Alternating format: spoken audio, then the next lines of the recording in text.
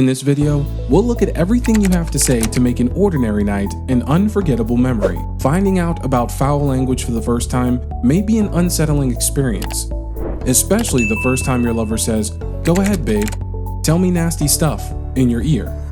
But it could have amazing results and make you reach the sought-after climax easily.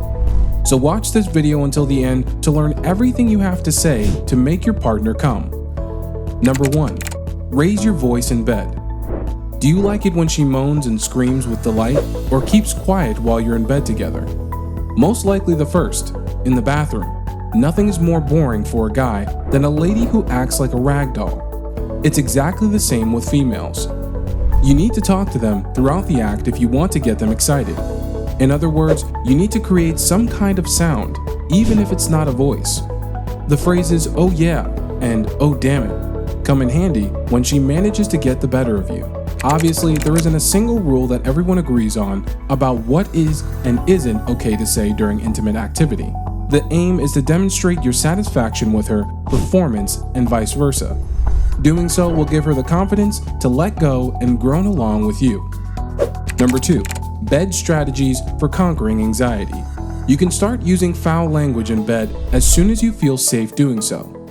Women feel excited by someone even without the deep voice of a Hollywood actor. But your words won't mean anything if she can sense you are shy while you are saying them. Stress before, during, and after an act is natural. You want to perform well, and that might put pressure on you. That stress has a scientific name. They label it performance anxiety. However, here are 3 easy and effective ways to relax and use dirty language in the most confident way possible. Take it easy. Don't rush the foreplay, and feel free to take pauses whenever you want. Tell each other what you're thinking. Putting your problems into words might help relieve some of the tension you're experiencing. Read and educate yourself. You can feel more confident and skilled in the bedroom if you read books and articles about it, and watching this video all the way through will also help out a lot. Number 3. The right words. Dirty discourse may be made even dirtier in a number of other ways. One of these is to describe it using all 5 senses. Even though most people can only name 2 senses, sight and touch, we nevertheless speak of the 5 senses. We also want you to articulate what is agreeable to your hearing, taste, and smell. There is nothing better than hearing your partner scream with ecstasy. "I could eat you for hours." It's a good place to start. As you talk dirty, put your money on the details if you want a more satisfying experience. For many, the thrill of talking dirty is amplified by details. That is to say, when we specify our preferences and goals, speaking just the right words is way easier. "I love it when you do that to me. I like sleeping with you. And you're so sexy when you're like that," are all exciting things to say to your lover. The same lines could be much more interesting with a little seduction and more detail. The more details and the more explicit you are, the hotter it will be in that bedroom. So turn the temperature on, be as explicit and straightforward as possible, and when you know the right words your partner loves to hear, you will be a master of talking dirty in bed. If you want your partner to get in the spirit of your intimate language, don't be afraid to go explicit in your filthiness. Generally speaking, when it comes to talking dirty, women have more creative potential than men, so use it wisely. Number 4. Learn about your partner. There are no 2 people alike. What makes one person happy might make another sick with dread. This means that familiarity with your partner is crucial for the effective practice of nasty language. You'll have a better idea of what makes her happy and excited the more you get to know her. Everyone has their own tolerance levels and standards for what constitutes excitement. Certain words like vulva, member, are popular among certain individuals, while others prefer more obscene terms, and so on. Confirm everything by having a conversation outside of the bedroom. You should probably ask her whether she likes it when you say things to her. Don't fear having a serious conversation about filthy talk with your spouse, since it will work to get everything more clear, and it will demonstrate your interest in providing her with a satisfying intimate experience. So, she'll feel more secure and at ease being with you. If you don't talk before saying that word, you may feel nervous about using the words and phrases we provided you in the conversation. Fear of your partner's response is a common reason. It makes perfect sense. The problem is that worry may make you immobile. making it impossible to get what you want. Paralysis from worrying about what other people may think is a common human experience. This is especially true if you grew up in a religious household or a home where intimate activity was frowned upon. This means you need to take every precaution to ensure your safety. For this, you will begin the debate about filthy talk outside the bed. We suggest you begin by saying that you desire to increase the intensity of your intimate encounters but are nervous about doing so because of your shyness. Don't be afraid to say what's on your mind and to provide a logical justification for your desires.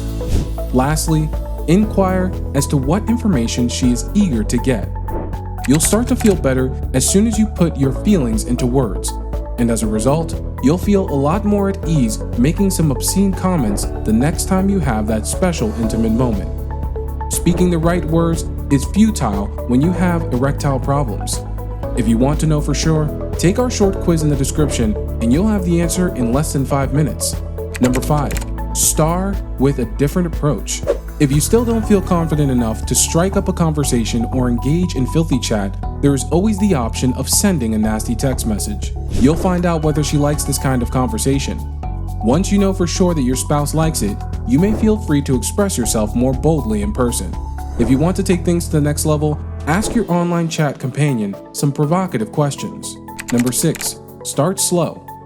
If you don't know the basics of swearing, don't worry if you're new to talking dirty. When you are too timid to open up immediately, that's okay. Just do it gradually. Experiment with adopting a few different personas and see what happens. Acting out our worst dreams will have the most reserved among us talking about weightier, more adult topics. A good technique to overcome shyness is role-playing. It's the way to go if you want to include obscene discourse in your intimate life but don't want to be held accountable for it. Role-playing may let you branch out and attempt things you would not have done otherwise. Imagining a sensual scene could be a great way for you and your partner to relieve stress.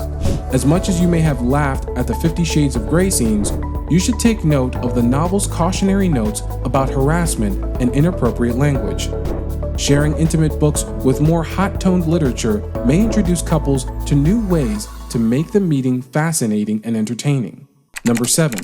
Practice makes perfect. Start with yourself if you're hesitant to curse in front of your partner. Think about all your fantasies and deepest desires for the bedroom.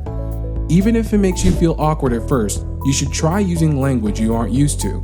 Remember that it is okay to enjoy derogatory terms for women that males have historically used.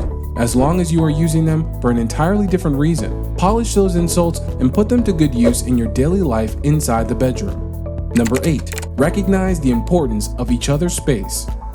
The key to a good, filthy exchange is understanding and respecting your partner's limits. By getting to know your partner's likes and dislikes, you can help tailor your sessions to maximize your chances of success. Quality, not quantity, is what matters most.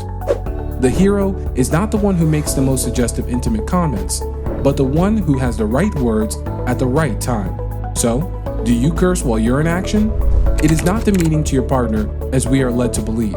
Discover in the video on the left side of the screen the other top sex myths men believe and that you must absolutely stop.